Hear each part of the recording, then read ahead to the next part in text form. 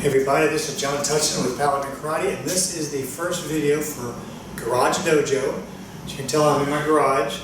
This is during this is the beginning, or the end of April, beginning of May, when everybody's in lockdown. We can't do a lot of things together, so I'm going to start filming some videos here.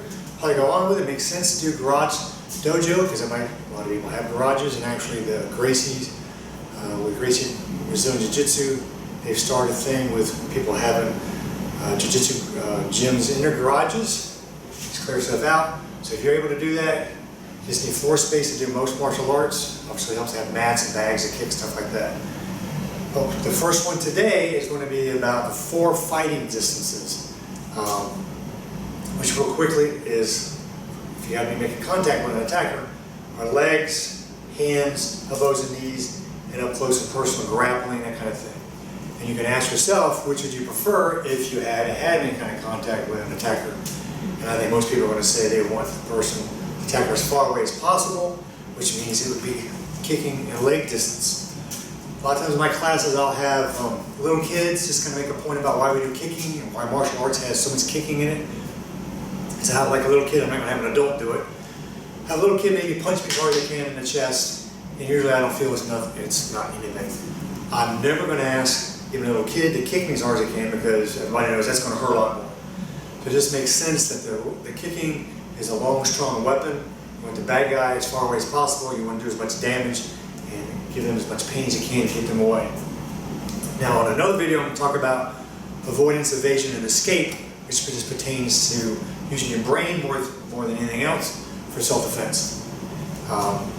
Real briefly on that is avoidance is just planning ahead, thinking ahead, making smart decisions as far away from the bad guy and the threat as you can. So, you know, if you don't have to go out at 2 o'clock in the morning, you don't. You go out at 2 in the afternoon, that kind of thing. You avoid the increased possibility of something bad happening. And evasion is the threat's there, it presents itself somehow, and you want to immediately recognize it with the OODA loop, which would be another video talk about the OODA loop, O-O-D-A loop. And you recognize the threat. Most people don't because they're not paying attention. And if we're paying attention, recognize the threat, and we're going to change what our plans are, to go left instead of right, that kind of thing. We're going to evade the danger, especially if it has targeted us. Then escape will be the hands-on kind of stuff. We don't want to have to do that. We want to fight with our head instead of our hands and feet. But if we have to, then we're going to be working on the 4 fighting distances.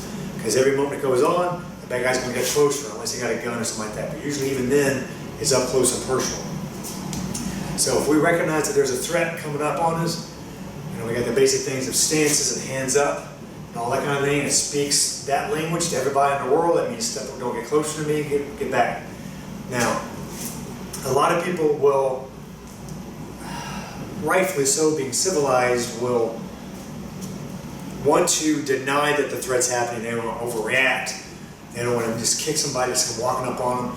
But you got to understand the verbal cues. There'll be another video about that as well. But if somebody's walking up aggressively, they're threatening you with their words, they got their hands raised, and you're thinking, hey, this person's going to hurt me, why let it get to the grappling range? Keep them back with kicks. Doesn't take much. You even do an oblique kick to the knee, you kick to the groin, you kick to the shin, you kick to the gut, whatever.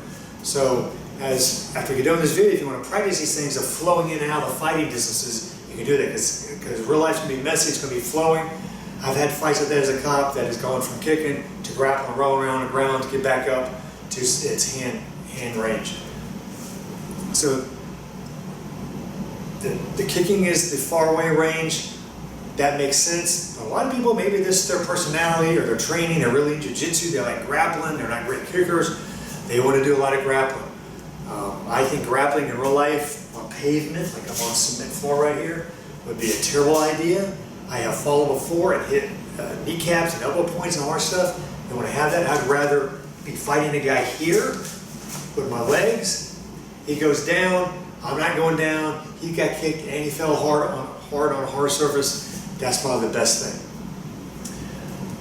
You need to understand, if you start studying martial arts, a lot of different things with karate, taekwondo, Krav Maga, jujitsu, all these kind of things.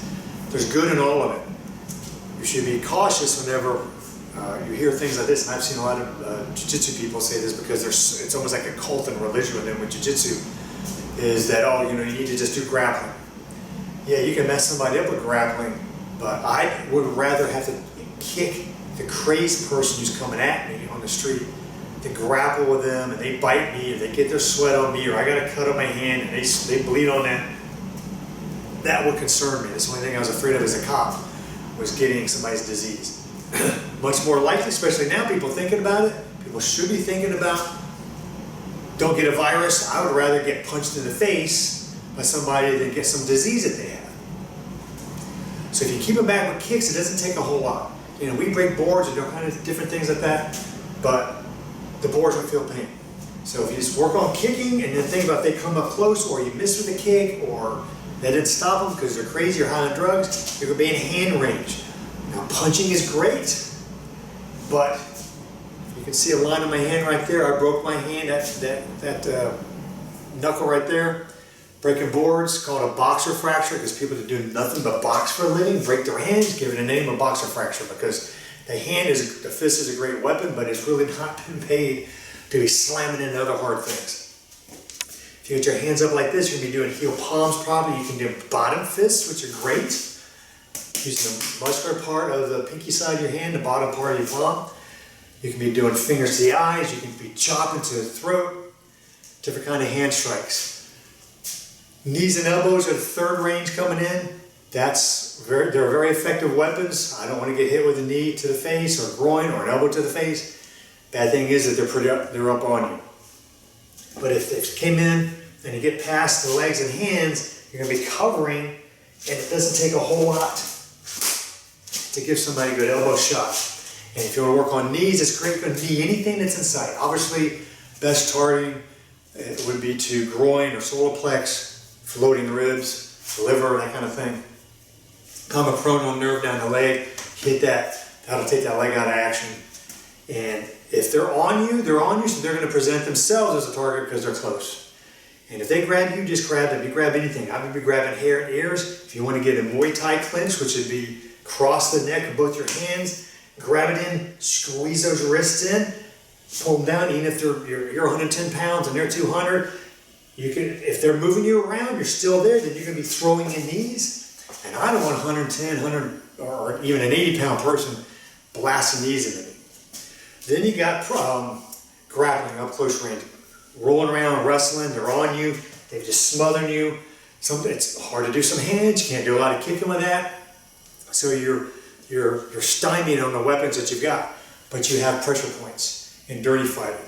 Be thumbs to eyes, pulling eyelids, pulling ears, pulling hair, thumbs and fingers to eyes, hitting the throat, grabbing that windpipe. It's tearing flesh, just grabbing something, twisting it off. If you can find a finger, you got a finger, you control that. We're going to do another video also on wrist control and finger control. You find things that's going to just cause pain. That's the essence of jiu-jitsu, which is really is focused on up close personal fighting, is move their lever, use their weight against them, with stances, and change your center of gravity, and bending things the wrong way. You start choking people, you start bending fingers the wrong way, you start bending wrists the wrong way, that kind of thing. So the four fighting distances again it's out coming in. Legs, kicking, hands, elbows and knees, and grappling. Now obviously, the more versed you are in stuff, the better you can do overall. If you only do Taekwondo, that's a mistake. Because yeah, you got great kicks, and you're not going to do any fancy kicks anyway. You're not going to do spin hook kicks, spin crescent kicks. They're coming in. If you have no experience at all with somebody's on you and how to use elbows, or if they're attacking you, how to get in a guillotine, or how to get out and choke yourself, or how to maintain your stances so they can't take you down, then you're in trouble. If all you do is jiu-jitsu stuff, and it's dojo stuff, and it's rolling on the mats, I think you're doing a disservice to yourself, because then you have no idea about a real street fight. You're probably going to be better than a Taekwondo person in a real street fight because they're going to be on you. But if you listen to enough jiu-jitsu players, they'll tell you, don't grapple in real life because you're not going to be on a mat. You're probably not going to be on grass. You're going to be on a sidewalk or street, parking lot, something like that. It's going to be a mess.